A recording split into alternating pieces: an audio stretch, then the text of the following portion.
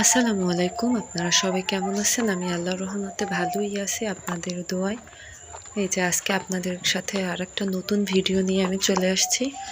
আ গ্রামের মানুষেরা দেখেন কত সাধারণভাবে জীবনযাপন করে। তারপরও দিন শেষে তাদের মধ্যে অনেক শান্তি আর তারা অনেক শান্তিতেই থাকে।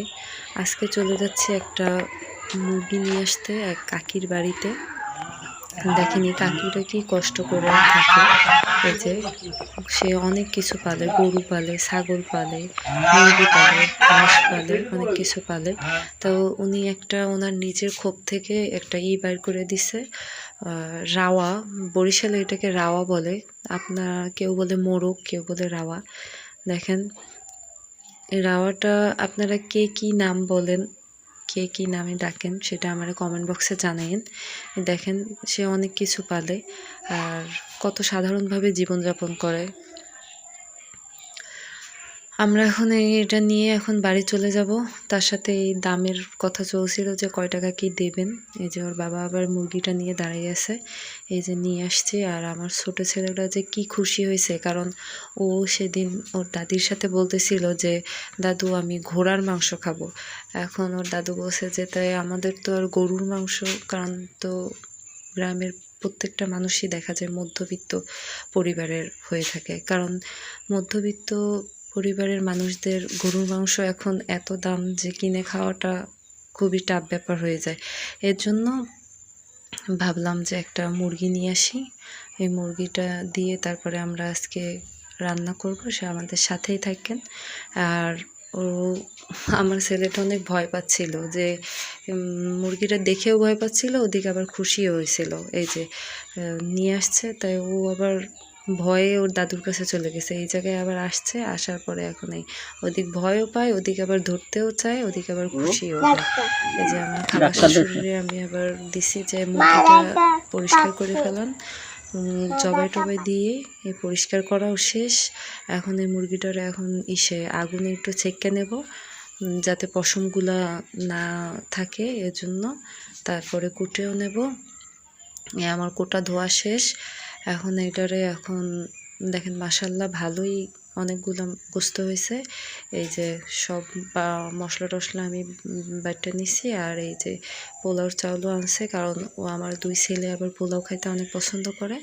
এখানে আমি পেঁয়াজ বাটা, রসুন বাটা আর কাঁচামরিচ আর হচ্ছে মশলা একটু পাটা একটু ছেঁচা দিয়ে পাটায় তারপরে দিছি। ভালোভাবে এটার একটু আপনারা একটু এইভাবে এরকম ভুনে নেবেন। ভুনার পরে তারপরে একটু লবণ দিয়ে তারপর এটার মধ্যে আদা আদা দিয়ে দেব। তারপরে এই যে দেখেন এই আদা বাটা 2 চামচ আদা বাটা দিয়ে দেবেন। এইভাবে আবার আমার শাশুড়ি এইভাবে রান্না করে, এর জন্য আমিও এইভাবে শিখছি রান্না করা। এই যে 2 চামচ আদা বাটা দিয়ে দিছি। এখন দেব জিরা বাটা। কাঁচা জিরা বাটাটা দিলে তরকারিটা ভালো লাগে খেতে আর ঘ্রাণটাও ভালো হয়। এই যে 2 চামচ জিরা বাটাও দিয়ে দিছি। এখন এটারে ভালোভাবে মিশাবেন। মিশিয়ে তারপরে এটার মধ্যে আমি আবার মশলাটা ওইভাবে দিই না। অনেক সময় দেখা যায় যে মাংস রান্নার ক্ষেত্রে বেশিরভাগ আমি মশলাটারে সব একসাথে দিয়ে মশলা তারপরে এই যে পানিতে গোলাইয়ে এখানে একটু ধনিয়ার গুঁড়া দিছি 2 চামচ, তারপরে হলুদের গুঁড়া 1.5 চামচ আর মরিচের গুঁড়া 2.5 চামচ মতো দিছি। দিয়ে এটারে একটু ভালোভাবে ভুনে নেব। উতলাইলে আমি মাংসটা দেব, কারণ আজকে একটু নতুনভাবে আমি রান্না করতেছি, নতুন পদ্ধতিতে।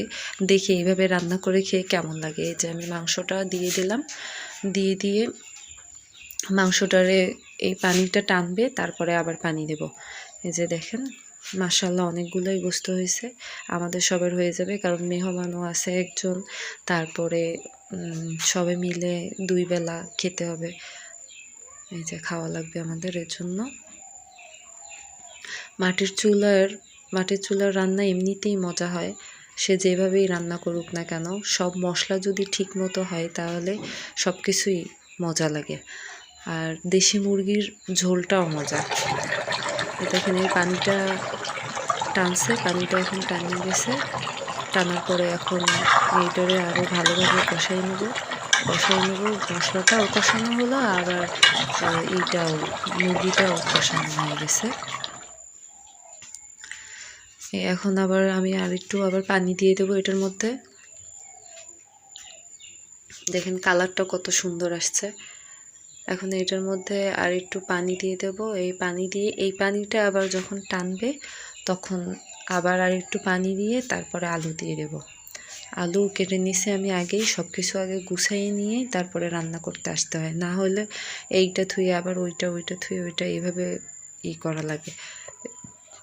এর জন্য আমি সব কিছুই গুছাই নিয়ে তারপরে আসছি।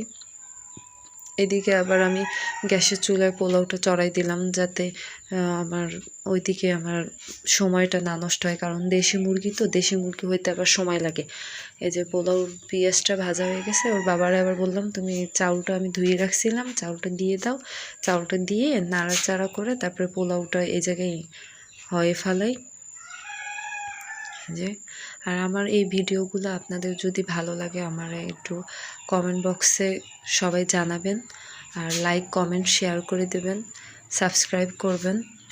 বেশি বেশি আমার ভিডিওটা আপনারা সবাই দেখবেন। এই যে আমার পোলাওটা হয়ে গেছে, দেখেন পোলাওটা কত ঝুরঝুরা হয়েছে। আর এদিকে দেখেন মাংসের কালারটা অনেক সুন্দর আসছে।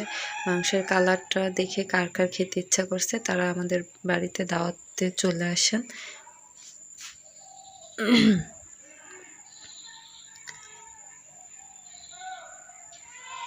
এই যে আমার ছেলেটা খেতে বসে গেছিল, ওরে আবার জিজ্ঞেস করছি কেমন লাগে খেতে, বলছে না দারুণ। এই যে আর আমার ছেলের জন্য আপনারা দোয়া করবেন। আল্লাহ হাফেজ।